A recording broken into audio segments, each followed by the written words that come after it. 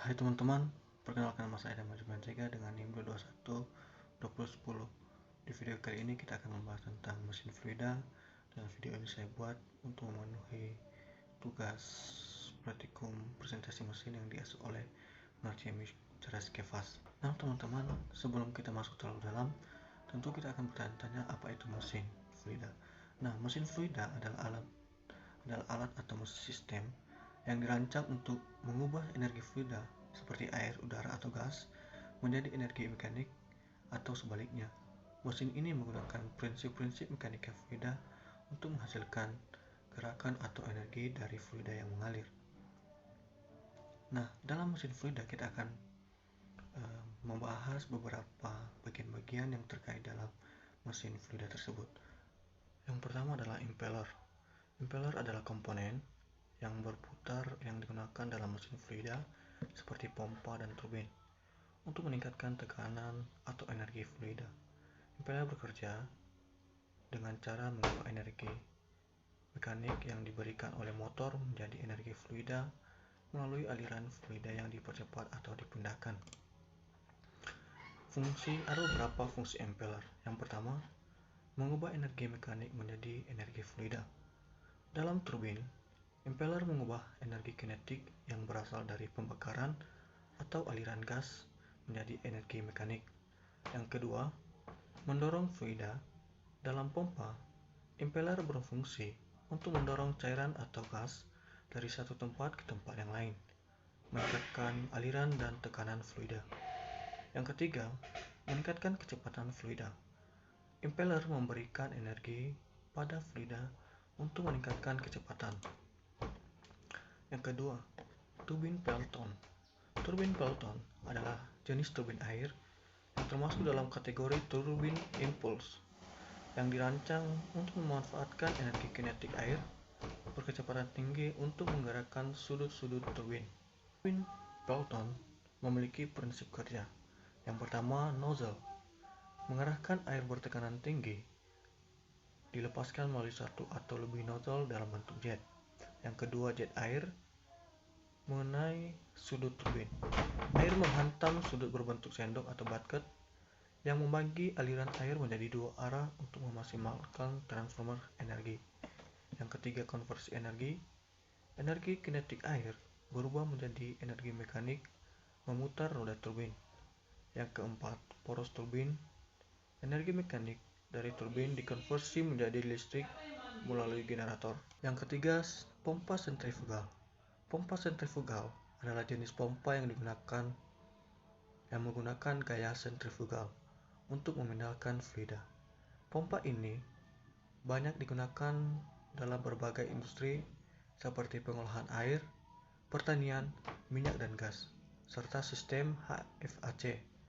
Pompa sentrifugal memiliki prinsip kerja. Pompa sentrifugal bekerja berdasarkan prinsip gaya sentrifugal.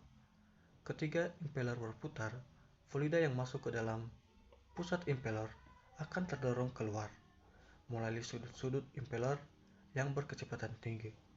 Energi kinetik ini kemudian dikonversi menjadi tekanan saat fluida keluar melalui casing pompa. Pompa sentrifugal memiliki keunggulan konstruksi sederhana dan biaya perawatan rendah, mampu menangani aliran fluida dalam jumlah besar, operasi stabil dan efisiensi tinggi, mampu menangani aliran fluida dalam jumlah besar. Yang keempat, sistem instalasi pipa air. Sistem instalasi pipa air adalah jaringan perpipaan yang digunakan untuk mendistribusikan air bersih atau membuang air limbah dalam suatu bangunan atau area tertentu. Instalasi ini harus dirancang dengan baik untuk memastikan aliran lancar, efisien, dan bebas dari kebocoran. Sistem instalasi pipa air memiliki jenis. Yang pertama, sistem air bersih dan sistem air kotor. Yang kelima, sistem hidrolis. Sistem hidrolis adalah sistem yang menggunakan fluida bertekanan, biasanya oli, untuk mentransmisikan tenaga dan melakukan kerja mekanis.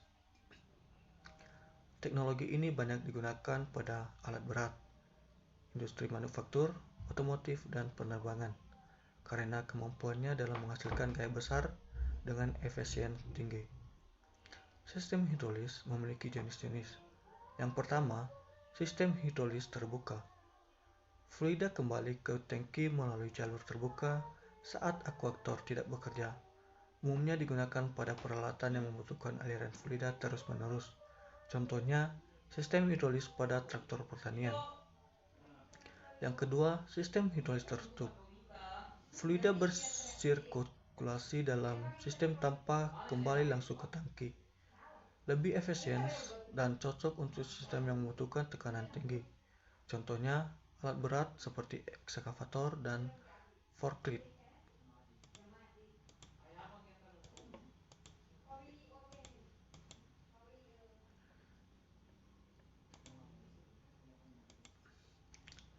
Sistem hidrolis memiliki prinsip kerja. Hidrolis bekerja berdasarkan prinsip Pascal, yang menyatakan bahwa tekanan yang diberikan pada fluida dalam ruangan tertutup akan diteruskan ke segala arah dengan kekuatan yang sama. Sistem pneumatik. Sistem pneumatis adalah sistem yang menggunakan udara bertekanan untuk mentransmisikan tenaga dan melakukan kerja mekanis. Sistem ini banyak digunakan dalam industri manufaktur, otomotif, robotika, dan alat medis karena ringan, bersih, dan cepat dalam operasinya.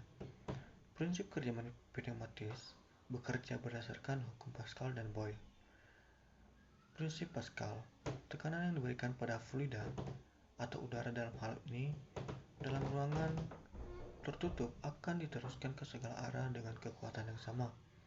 Hukum Boyle, tekanan dan volume udara memiliki hubungan terbalik, sehingga udara dalam dapat dikonversi dan digunakan untuk menghasilkan tenaga mekanis.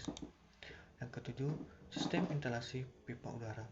Sistem instalasi pipa udara adalah jaringan perpipaan yang digunakan untuk mendistribusikan udara bertekanan dari kompresor ke berbagai titik penggunaan. Instalasi ini umum digunakan dalam industri manufaktur, otomotif, konstruksi, dan sistem pneumatis. Sistem instalasi pipa udara memiliki jenis-jenis. Yang pertama, sistem pipa udara terbuka. Udara bertekanan digunakan lalu dilepaskan ke atmosfer. Contohnya pistol angin, sistem rem pneumatis pada kendaraan. Yang kedua, sistem pipa udara tertutup. Udara bertekanan dikurlasasikan